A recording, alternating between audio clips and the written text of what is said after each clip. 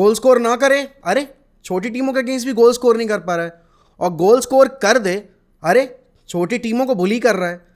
इंसान करे तो करे क्या, जाए तो जाए कहाँ। लेकिन this has been the life of Cristiano Ronaldo since the start of his career, और ऐसा ही सफ़र चलते चलते चलते चलते चलते चलते record after record after record break किए हैं। एंड कल रात में एक बार फिर भाई ब्रेस स्कोर किया, he could have scored the hat-trick. Roberto Martinez, you fucker, but ठीक है, कोई बात नहीं।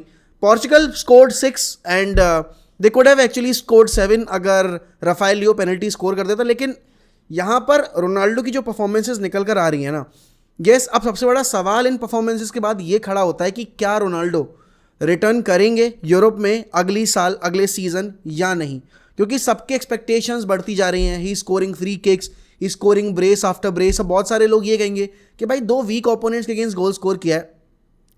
अब यहाँ पर समझने वाली बात है कि ये जो मैचेस हैं ये कॉम्पिटिटिव मैचेस हैं, ये फ्रेंडलीज नहीं हो रहे हैं, ये यूरोप यूरो क्वालिफिकेशन के लिए हैं। हम सबको पता है पोर्चुगल का एक डिसअलाउड गोल हुआ था सर्बिया के अगेंस्ट, उसके बाद पोर्चुगल को वो खेलना पड़ा था, प्लेऑफ खेलना पड़ा था वर्ल्ड कप के लिए। तो यहाँ पर अगर कोई भी ये आर्ग्यूमेंट लेकर आ रहा है कि भाई यार छोटी टीमों के अगेंस्ट ही तो गोल स्कोर कर रहा है, यही रोनाल्डो जब वर्ल्ड कप से पहले फ्रेंडलीज हुए थे तो he was struggling to get in to the right spaces. जो ओपन चांसेस मिल रहे थे he was not able to score goals, because manager और प्लेयर के बीच का जो रिलेशनशिप था वो उतना अच्छा नहीं था। अब यहाँ पर रॉबर्टो मार्टिनेज, अब आप ये कह लो कि भाई he don't want to portray himself as the villain at the initial stage of his Portugal career, वो वाली बात है। या फिर आप ये कह लो कि उसको पता है कि what Ronaldo is and what Ronaldo can do on the football pitch, जो कि हम सबको पता है what he can do. Fernando Santos benching Ronaldo in the World Cup quarter-final match against Morocco was the worst decision any manager can take when he has got one of the biggest clutch player in the history of football. और उसके बाद आप अपनी job से जाते हो, Ronaldo के ऊपर आप तलवार लटकवा देते हो। सारा जो हार का मांजरा था, जो भी उसका ब्लेम था, वो रोनाल्डो के सर पर जाता है कि रोनाल्डो ईगोइस्टिक है, रोनाल्डो ये है, रोनाल्डो वो है। और अल्टीमेटली एक ब्रेथ ऑफ फ्रेश एयर आई है, क्योंकि रोनाल्डो अभी बिल्कुल यूरोपियन फुटबॉल से कट ले चुके हैं। He is playing there in Saudi, वहाँ पर उसके ऊपर कोई ऐसा एडिड प्रेशर नहीं है कि भाई नहीं यार चैंपियंस लीग में मतलब रोनाल्डो को कैरी करनी है टीम, ऐसा कुछ नहीं है। He is enjoying himself, his family is happy. सबसे इंपॉर्टेंट चीज़ जो लास्ट ईयर से इस ईयर बदली है कि उसके सर पर जो एक फैमिली की टेंशन थी ना, वो अब नहीं है। क्योंकि फुटबॉलिंग अगर पर्सपेक्टिव से देखूँ, Ronaldo has won everything that was there to be won except for the world cup.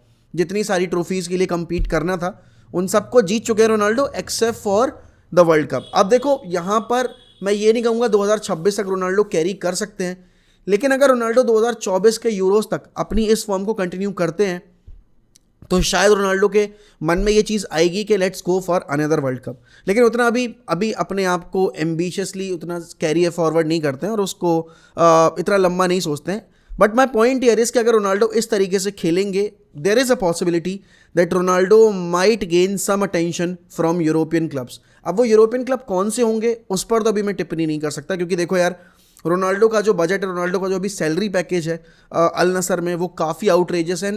Honestly speaking, I don't think कि Ronaldo will leave such a high profile contract at Al Nassr and will join a club in Europe अगर वो उसकी जो ambition है वो fulfill नहीं कर पाएंगे, and that is to win another Champions League title। क्योंकि अभी बहुत कम क्लब्स ऐसे हैं जो कि 38 ईयर ओल्ड रोनाल्डो पे गैम्बल खेलना चाहेंगे। I know that he is Ronaldo, but age factor ना बहुत बड़ी चीज़ है। और अभी जितने भी क्लब्स आप देखो, जैसे चेल्सी का रिक्रूटमेंट देखो, आप अगर मैड्रिड का रिक्रूटमेंट देखो, they are not going for players जो कि 30 पार कर चुके हैं, they are going for players जो कि अपने अर्ली 20s में हैं या फिर जो अपनी लेट टीनेज में है। जैसे कि आपने भी मैड्रिड की साइनिंग देखी, तो एक थोड़ा सा एक अनसर्टेनिटी तो ज़रूर रहेगी रोनाल्डो के फ्यूचर को लेकर, अगर वो यूरोप में आने की सोच रहे हैं और अगर क्लब्स उनको लाने की सोच रहे हैं। बट अभी जो फॉर्म चल रही है रोनाल्डो की, भाई every Ronaldo fan is enjoying this, because काफ़ी लंबे टाइम के बाद रोनाल्डो के चेहरे पे एक वो होती है ना कि सेल्फ सेटिस्फैक्शन वाली स्माइल, वो दिख रही है। And he is contributing in every aspect of the game. कल आप देखो प्रेसिंग में ही वॉज गुड, पासिंग में he was good, linkup play में ही वॉज गुड, शूटिंग तो भाई रोनाल्डो के, अगर मैं प्लेइंग स्टाइल की बात करूँ और अगर मैं उसके ट्रेड्स की बात करूँ, शूटिंग एक ऐसी चीज़ है जो कि आप रोनाल्डो पे कभी सवाल निशान खड़े कर नहीं सकते। तो अच्छा लग रहा है देखकर कि रॉबर्टो मार्टिनेज के अंडर रोनाल्डो को एक वो जो लॉस्ट कॉन्फिडेंस था वो वापस मिला है, एंड प्लेयर्स जो एक लोग जनरेट करने की कोशिश कर रहे थे ओपिनियन कि भाई ब्रूनो और रोनाल्डो के बीच में रिफ्ट है, और जॉ कैंसेलो और रोनाल्डो के बीच में रिफ्ट है, या फिर जॉ फिलिक्स और रोनाल्डो के बीच में रिफ्ट है, वो सारी चीज़ें भाई ऐसा कुछ नहीं है. Portugal played a very beautiful game of football last night. Luxembourg were very very sloppy, I have to say that, but काफ़ी पॉजिटिव्स थे. अगर आप देखो Joao Felix on the score sheet, Bernardo Silva on the score sheet. United perspective से बात करूं, Bruno assisted the goal for Ronaldo, Diego Dalot played really well. तो अच्छा रहा मैच ना. कल की सबसे बड़ी न्यूज़, एंड सही बता रहा हूं, I was waiting for this news for the last 1 week, and मैं जग भी इसीलिए रहा था क्योंकि जो रिपोर्ट्स आ रही थी उसके हिसाब से लग भी रहा था कि ये सैक हो जाएगा बंदा. And I am talking about Antonio Conte. Antonio Conte has been released of his duties at Tottenham Hotspur. एक ऐसा टॉक्सिक रिलेशनशिप जो कि शायद कभी शुरू होना नहीं चाहिए था, बिकॉज जो एंटोनियो कॉन्टे की आइडेंटिटी है और जो स्पर्स फुटबॉल क्लब की आइडेंटिटी है वो कभी एक टेंजेंट पर नहीं आने वाले थे. आई डोंट नो क्या थॉट प्रोसेस था कॉन्टे का स्पर्स ज्वाइन करने का, एंड क्या सोचकर डेनिल लिवी ने एंटोनियो कॉन्टे को अपॉइंट किया था. आप पहले ही एक सीरियल विनर के साथ एक फॉल आउट झेल चुके हो जो कि था जोजे मोरिनियो. आपने सोचो EFL कप फाइनल से 2 दिन 3 दिन पहले उसको सैक कर दिया था. Then you went after another great manager जो कि एक सीरियल विनर है, उसको भी आपने एक टीम बना के नहीं दी, या फिर आपने एक ऐसा माहौल नहीं दिया, उसको ऐसे प्लेयर्स नहीं दिए जिनके साथ उसको काम करने में मज़ा आता है. आपने देखा एक भाई इंटर मिलान में उसका फॉल आउट हुआ, उसने लीग जीतने के बाद क्लब छोड़ दिया. चेल्सी में फॉल आउट हुआ, FA कप जीतने के बाद उसने क्लब छोड़ दिया. तो कॉन्टे का ये रहा है हमेशा से कि भाई वो ना कंट्रोलिंग नेचर वाला आदमी है. बट कॉन्टे के डिपार्चर के बाद अब सबसे बड़ा सवाल ये है कि अगले सीजन स्पर्स को मैनेज कौन करेगा, क्योंकि यहाँ पर न्यूज़ आ चुकी है कि अभी रेस्ट ऑफ द सीजन के लिए क्रिश्चियन स्टेलिनी जो कि अभी अंडर स्टडी थे कॉन्टे के, वो मैनेज करेंगे अब टॉटनम हॉटस्पर को, और जो असिस्टेंट मैनेजर थे रायन मेसन वो इनके भी असिस्टेंट मैनेजर रहेंगे for the rest of the season. अब देखो बहुत सारे नाम जोड़ रहे हैं. स्पर्स एक ऐसा फुटबॉल क्लब है ना जो कि पिछले 15 साल में 7-8 मैनेजर्स बदल चुका है, लेकिन उन्होंने एक भी ट्रॉफी नहीं जीती है. आप पोचेटिनो को लेकर आए, आप हैरी रेनेप को लेकर आए, आपने फिर बाद में मोरिनो ट्राई कर लिया, आपने नूनो एस्पिरितो सैंतोस के साथ भी काम करने की कोशिश की, वो वर्कआउट नहीं किया. And then last man to get the sack is Antonio Conte. अब यहाँ पर 2 चीज़ें समझने वाली हैं कि डेनियल लिवी एक ऐसा बंदा है जो कि पैसा इन्वेस्ट करता तो है, लेकिन वो मैनेजर की ज़रूरत के हिसाब से पैसा इन्वेस्ट नहीं करता है. अब एंटोनियो कॉन्टे के डिपार्चर से कुछ प्लेयर्स के फ्यूचर के ऊपर भी सवाल निशान खड़ा हो गया है, क्योंकि अब अगला जो भी मैनेजर आएगा क्या वो एकदम से इस लड़खड़ाती हुई टीम को चैंपियन बना देगा, which is absolutely not possible. क्योंकि अगर कोई आर्सेनल का एग्जाम्पल देने की कोशिश करेगा तो आर्सेनल के इस प्रोजेक्ट पे मिकेल आर्टेटा ने 4 साल काम किया है, तब जाकर आज आपको आर्सेनल ऐसी दिख रही है. स्पर्स कभी भी इतना मैनेजर्स को टाइम देती नहीं है, सिर्फ पोचेटिनो को दिया था, एंड पोचेटिनो ने भले ट्रॉफी नहीं जीती हो, लेकिन हाँ वो दिखाया था कि भाई हाँ this team can do well.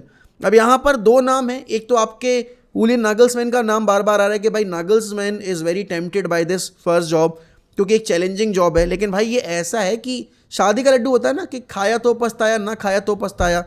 अब स्पर्स वाली एक ऐसी जॉब है कि अगर आप जीत गए ट्रॉफी तो you will be the first manager in 15 years जिसने स्पर्स का ट्रॉफी ड्राउट खत्म किया. और अगर आप नहीं जीते, your name will be added to the so long prolong list of failed managers जो कि 15 साल में एक भी ट्रॉफी ना जितवा पाए. तो यहाँ पर आई डोंट थिंक कि नागल्समैन शुड जॉइन स्पर्स. अगर नागल्समैन को लंदन आना है तो Chelsea would be a better option for him, considering कि अगर वो मैड्रिड की जॉब लेने को तैयार नहीं है, क्योंकि मैड्रिड की जॉब देखो नेक्स्ट लेवल है. अगर स्पर्स यहाँ है, चेल्सी यहाँ है, तो मैड्रिड की जॉब यहाँ है फिर, क्योंकि मैड्रिड में एक्सपेक्टेशंस जो आपको स्पर्स में 0 दिखेंगी वो आपको 100/1000 पता नहीं जितना भी आप मल्टीपल करना चाहो into 1 वो कर दो आप, वो वाली एक्सपेक्टेशंस रहेंगी. लेकिन यहाँ पर अब कॉन्टे कहाँ जाएगा, क्योंकि कॉन्टे भी एक ऐसा ऑप्शन हो सकता है मैड्रिड के लिए जो कि सीरियल विनर है, लीग डोमिनेंस बहुत अच्छा है. लेकिन कॉन्टे का सबसे एक जो डिसअपॉइंटिंग रिकॉर्ड है ना वो ये है कि UCL में उसका रिकॉर्ड अच्छा नहीं रहा है. लीग में अगर देखा जाए Conte has been a master class kind of a manager, लेकिन masterful kind of a manager, but not in terms of the UCL success. तो बहुत कुछ चीज़ें अभी समझने वाली स्पर्स के लिए भी. उनके पास अभी 2-3 महीने हैं अपनी सिचुएशन को समझने के लिए, मैनेजर्स की जो आपके ऑप्शंस हैं उनको देखने के लिए, एंड फिर एक सॉलिड डिसीजन लेने के लिए. लेकिन यहाँ पर अगर मैं अब नागल्समैन पर्सपेक्टिव से देखूं कि नागल्समैन अपने आप को इस फेलियर के बाद, जो बायर्न म्यूनिख का एक फेलियर है, उसके बाद कहाँ देखना चाहेंगे? अब देखो, बायर्न म्यूनिख से अगला स्टेप क्या होगा अगर आप आगे जाना चाहते हो? It would be real Madrid, right? And मुझे नहीं लगता कि एंचेलोटी के साथ इस सीज़न के बाद मैड्रिड कंटिन्यू करना चाहेगी। तो अब अगर नागल्समैन स्पर्स की जॉब लेंगे तो एक और अच्छा मैनेजर मैड्रिड की रडार लिस्ट से हट जाएगा। फिर आपके पास बचेंगे राउल और आपके पास बचेंगे जाबी अलोंसो। अब जिडान का नाम अभी मैं इसलिए ऐड नहीं कर रहा क्योंकि जिडान का फॉल आउट हुआ था आपके पेरेज के साथ। अब अगर पेरेज एक बार फिर से बॉन्ड जो है वो रीस्टैब्लिश करने की कोशिश करेंगे जिडान के साथ, then things might work out and obviously every madridista would love to have Zidane back at the club. लेकिन पॉइंट यही है कि एक जो कॉम्प्रोमाइज़ वाली बात है ना, और जितना लंबा चौड़ा एक पोस्ट रेजिग्नेशन स्टेटमेंट दिया था जिडान ने एंड पूरा काला चिट्ठा खोल के रख दिया था, क्या उसके बाद जिडान वापस से एक ऐसे मतलब देखो क्लब नहीं बोलूँगा मैं, बट एक ऐसे माहौल में वापस आना चाहेंगे जहाँ पर शायद फ्रीडम ऑफ आपकी जो होती है ना कि मैनेजमेंट, वो नहीं है आपके पास, आपको जो हायरार्की है उसके अकॉर्डिंग चलना है। तो वो एक बहुत बड़ा समझने वाला पॉइंट होगा यहाँ पर। एंड काफ़ी और कुछ पॉइंट्स हैं, उनको हम अगर टाइम मिला तो आज की एक अगली वीडियो में कवर करें, क्योंकि कुछ इंडिविजुअल्स के ऊपर बात करनी है, कुछ प्लेयर्स जो कि राइवल टीम्स के हैं उनके ऊपर, एंड कुछ प्लेयर्स जिनके साथ हम लिंक हो रहे हैं उनके बारे में भी। एंड मेसी की सिचुएशन जो चल रही है अभी, एंड जो बारसा की सिचुएशन चल रही है, उसको मोर कंस्क्रिप्टेड पे कवर करेंगे हम अगली वीडियो में। अगर आपने वीडियो यहाँ तक देखी है तो please do let me no कि आपका रोनाल्डो के फ्यूचर को लेकर, यूरोपियन फ्यूचर को लेकर क्या आपका एक पॉइंट है जो आप रखना चाहते हो, एंड आपके हिसाब से स्पर्स का अगला मैनेजर कौन होगा। और अगर नागल्समैन स्पर्स की जॉब ले लेता है तो क्या नागल्समैन की ये बहुत बड़ी गलती होगी, एंड मैड्रिड फिर अगला मैनेजर जो रडार पर है उनको किसको लेकर आना चाहेगी? तो do let me know this in the comments, and if you are new to this channel kindly subscribe. We are edging closer towards 56K। करवा दो यार, बहुत हेल्प हो जाती है रीच वगैरह बढ़ने में। Till then goodbye, take care, sayonara.